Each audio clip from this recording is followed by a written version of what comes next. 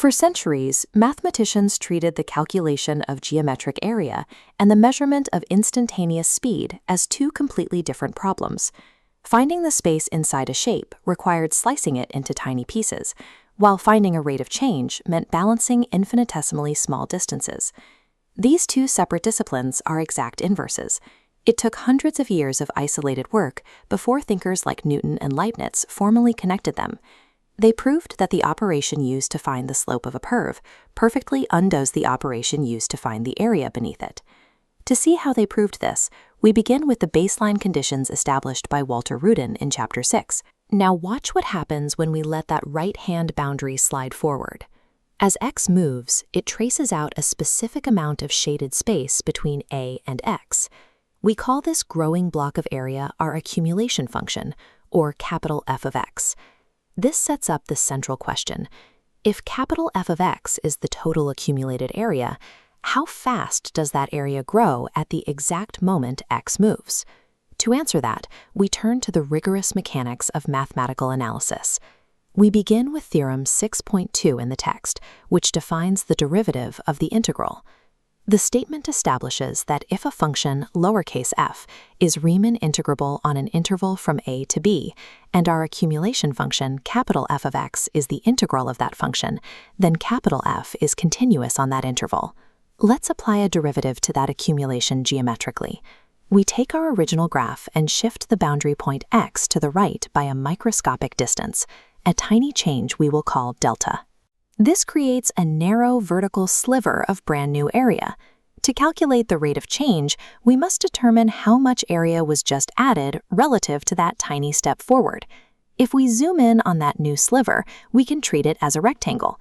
Its width is our delta, and its height is determined by the top edge. As the width of our step shrinks towards zero, that average top edge flattens out until it perfectly matches the height of the curve at that specific point, f of x0.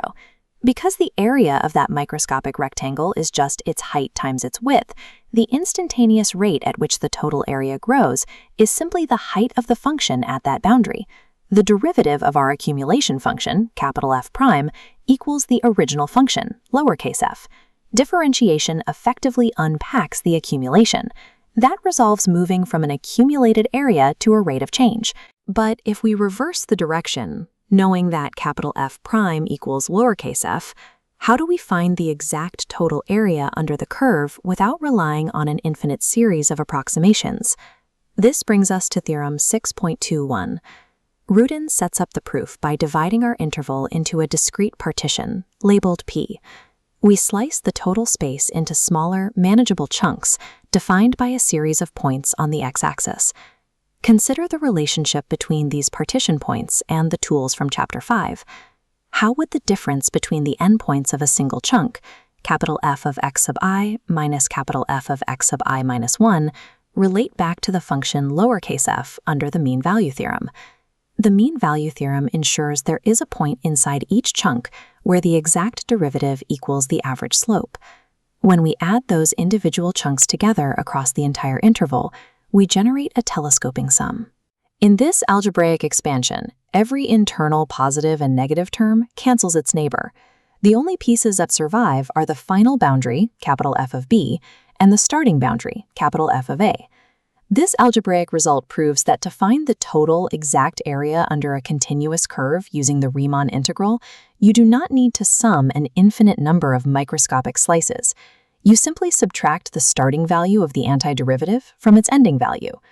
Because differentiation and integration are strictly linked, the rules for one generate rules for the other.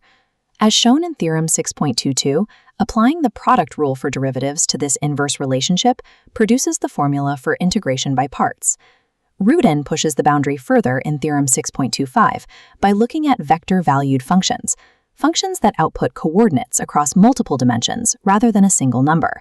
By applying the Schwarz inequality to these vectors, we see that the straight-line displacement between a starting point and a destination will always be shorter than or equal to the total distance traveled along a winding curve. What began as a way to measure flat shapes scales to higher dimensions.